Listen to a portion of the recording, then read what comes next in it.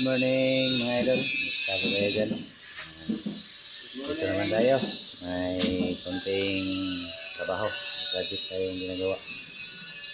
Dito kami. Nagagawa sa aming sangkong. Sa storage ito. Hindi kami nagtrabaho ito. Mayroon lang kaming ginawang sangrom. Sa canopy at wave sa ilalim kasi yung slab nila gumagalaw, parang sumasayaw ka ng cha-cha dito ka sa babaw. Ito po, dito po tayo sa area ngayon. So, storage ito pero nagawa na lang rob isa. Mamaya ipapakita ko sa inyo sa lalo na nagawa namin. Tracing kasi ang slab kaso ang kanilang mga tube walang ginamit, kaya ito magalaw. Ginawa namin ng paraan dito sa lalim. Tuloy ang orientation nag-order na po. Ngayon tingnan nyo kami sa aming ginagawa ngayong araw. Maraming salamat. Yan, dito naman sa loob, yan mo ginagawa. Metal stud lang ang gamit namin. Yan. Siya plywood. Yan ang gusto ng may-ari. Plywood lang ginamit. Yan ang problema pag kulang-kulang sa budget pag Pilipin. Doble ang gasto, doble ang trabaho. Ano? Tingnan niyo. Pag pinipin, ganyan talaga mangyayari.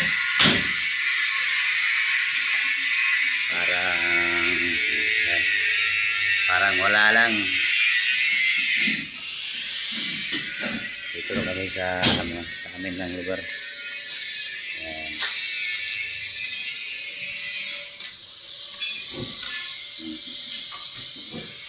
Ayan.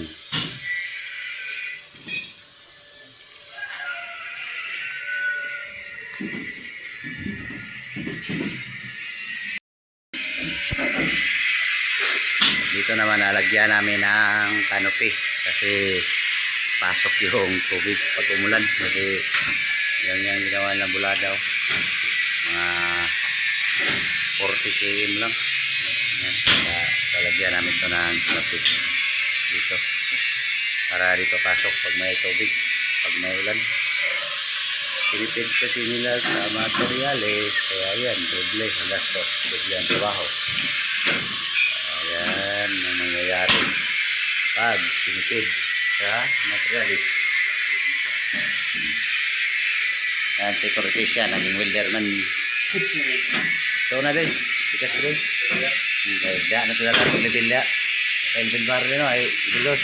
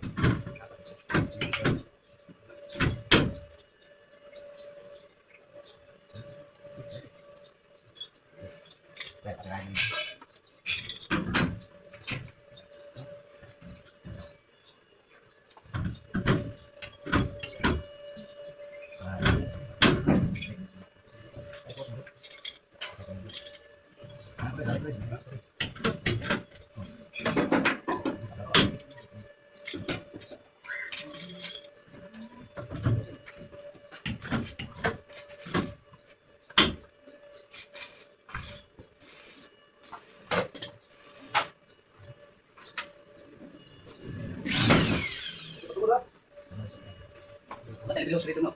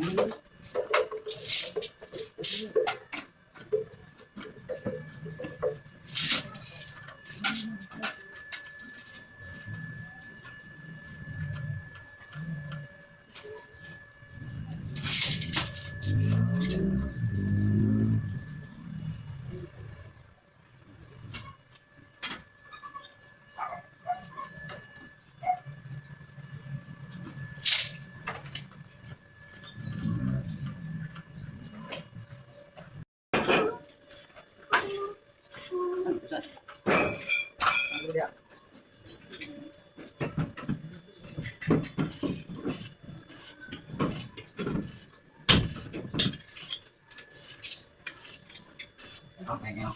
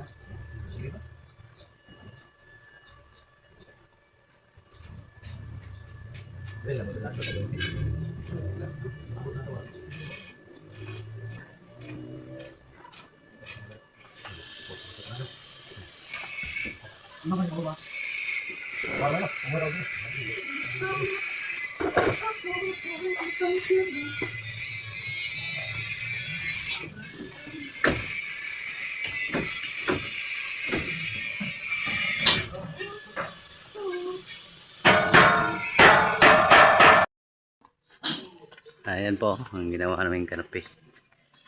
Ayan. Malaking bahay ito kaso tinipid ang nasa likod.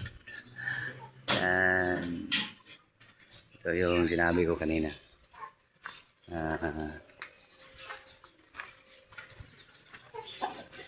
Ayan, naka-slab kaso naka-tube. Layo ng kanilang mga ang tawag dyan, girt. Ang girt na malayo. Kaya okay lang yan pag plywood na marin ang ginagamit, okay lang sana. Kaso slab ang ginawa, mabigat. Sobrang bigat. Kaya yan, nilagyan namin ng web. Nabula namin ang angle bar. Yan ang ginawa namin. Nilagyan namin ng web silalim para hindi na gumalaw. Kasi pag nandun sa babaw, no, parang sumasayaw, parang lumilindol. Yan ang ginawa namin. Para ginawa namin ng spider. Ano bang tawag yan? Yan para hindi na masyadong gumagalaw sa babaw. Kasi naka-slab yan eh. Hindi yan, no, hindi yan plywood yung ginawa nila. Slab ang kanilang ginawa, kaya mabigat na bigat. Siya ang layo ng kanilang mga busaog. Sa Bisaya pa, busaog. Kaya naka-slab. Yan ang mahirap.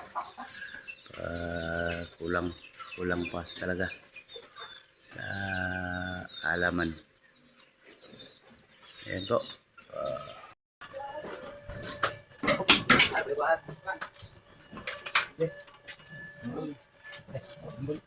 Sulit eh.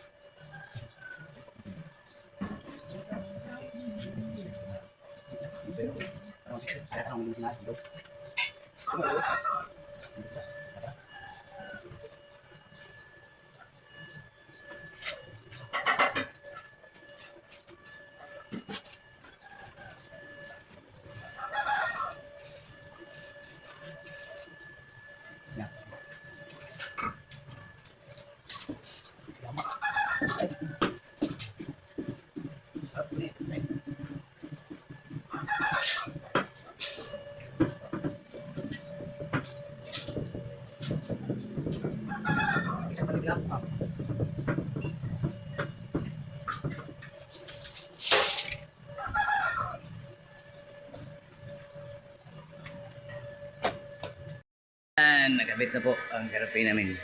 So, 90 cm lang po para iwas tolo.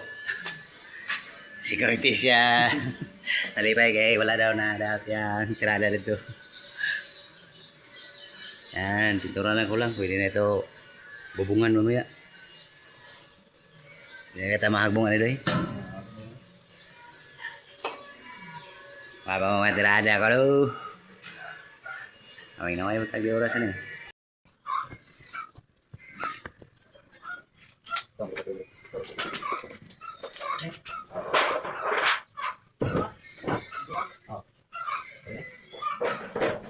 Raja.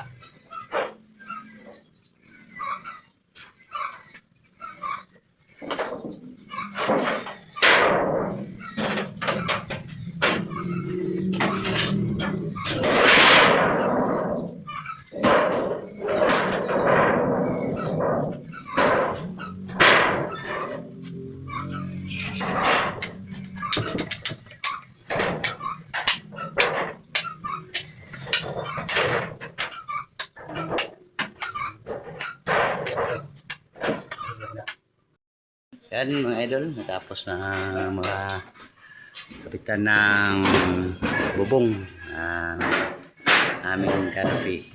Yan. Pintura lang bukas. Pwede na ito. Yan. Day, kumusta ka dyan? Ayos ka lang dyan. O bukas, ito. Yan, tapos dito. Mag-tiles na ako bukas.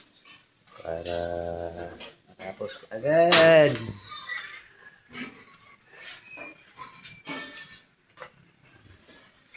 Hindi yan, wala nang tubig na papasok dito. Water na lang.